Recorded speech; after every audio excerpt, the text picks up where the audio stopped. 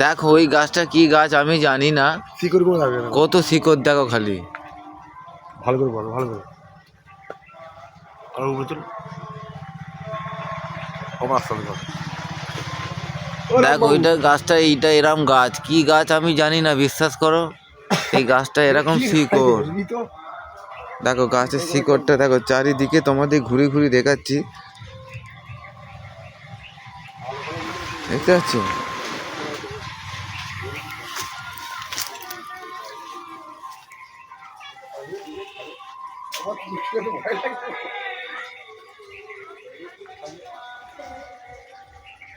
এটা হচ্ছে রামদাদের বাড়ি।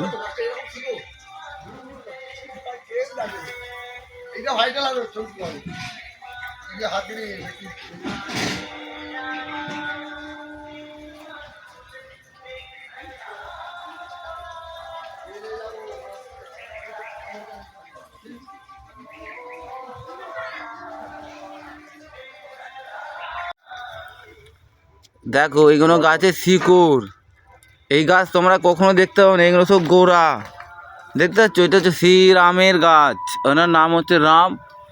দেখো কত শিকড়, দেখো দেখতে পাচ্ছ? একটা পাতা নেই নিচে, উপরে পাতা। দেখো গাছটার নাম কি? গাছটার নাম তো আমি জানি না, কমেন্টে জানাবেন কে যদি জানো। বলছে কেওড়া গাছ, কেওড়া গাছ, কেওড়া গাছ। ফল নাকি হরিণে খায়। হ্যাঁ, এই আমাদের গাছের ফল হলে ভারতের মাটিতে হয়েছে। দেখো গাছটা দেখে নাও, ভালো করে দেখে নাও, এখানে তো শিকড়। আচ্ছা ভিডিওটা রেখে দিচ্ছি, দেরি হয়ে যাচ্ছে। মুখটা কেটে যাচ্ছে। বড়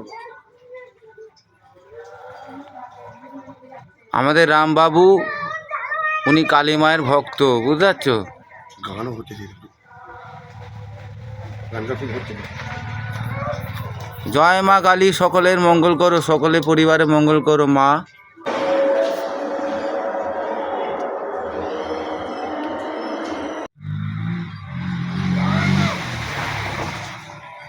মুখটা কেটে যাচ্ছে। বড় আমাদের রামবাবু, উনি কালী মায়ের ভক্ত, বুঝতে পারছো? গানও হচ্ছে, গানটা ঠিক হচ্ছে না। জয় মা কালী, সকলের মঙ্গল করো, সকলে পরিবারে মঙ্গল করো মা। এই আমাদের রামবাবু, এনার হাতে গাছটা তৈরি। হ্যাঁ দেখতে পাচ্ছ?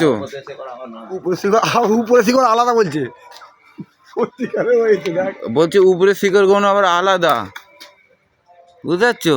এনার গাছটা চাষ তৈরি করেছে, উপরেও শিকড় বেরোয়। ইনি গাছটা তৈরি করেছেন, ইনি গাছটা বসেছেন। একবার মুখটা দেখান দাদা এদিকে, দেখো এই এনার নাম হচ্ছে রামদা, এনার বাসায় আমরা এসেছি।